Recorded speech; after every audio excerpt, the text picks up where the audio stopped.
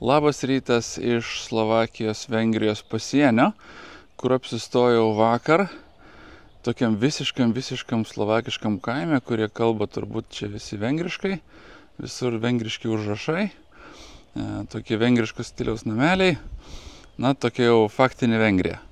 Ir visiškas kaimas. Na, pasirinkau šitą vietą labai paprastai. Ką aš darau, tai kuomet aš turiu kelionės tikslą, nusibrėžiu žemėlapį maždaug kelią, kiek man reikia iki kelionės tikslo ir pagal maždaug nuvažiuotą atstumą planuoju, kur ieškoti nakvynės. Tai atsitiktinai visai papuolė šitas kaimelis, geri atsiliepimai apie šitą viešbutuką, čia tokie svečių namai. Na ir tokia tikrai kukliai kaimiškai padaryta viskas, bet labai švaru, tvarkinga, tai visai smagu. Na, vakar diena buvo tikrai tokia rami, nuobodi, lėta.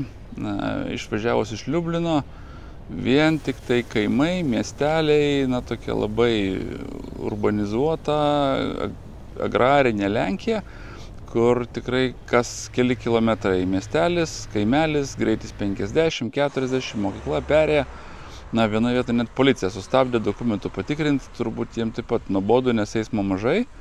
Tai sustabdė motociklą, patikrino dokumentus ir tiesiog palinkėjo saugios kelionės ir važiavau toliau. Tai va taip visas kokias 8 daugiau valandų ramiai prasistūmiau pro visą Lenkiją. Na, kirtus Slovakijos sieną jau kelias pasidarė šiek tiek įdomesnis, daugiau atsirado kalnų, tai čia tie jau Karpatai prasidėjo. Tai iš tikrųjų vaizdas mane nuvedė tokiais vingiuotais keliukais, tai teko gražių vaizdų visai pamatyti, oras geras, ne per karšta, ne per šalta. Na ir taip galų gale į vakarą jau atsibeldžiau čia. Čia aišku tik tai, kad vakarienės teko paieškoti, pavažiuoti į greitą esantį miestelį, kur gavau skanių salotų. Nu ir paskui jau viskas, visas pavargęs, tik nusikroviau daiktus, nusiprausiau ir atsigulėjau miegoti. Na, planas šiandien yra važiuoti į Rumuniją, į Sibijų miestelį, jau rumuniškų Karpatų papėdėje. Atstumas bus maždaug 440 km, vėl tokiais kaimo keliais. Na, matysim, kaip atrodys Vengrija, nes čia visai ne čia pat už sienos.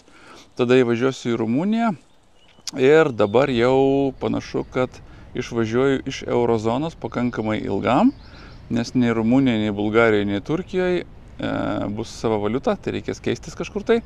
Na ir pagal galimybės mokėti kortelę. Tai štai, kol kas įdomesnių naujienų daugiau jokių.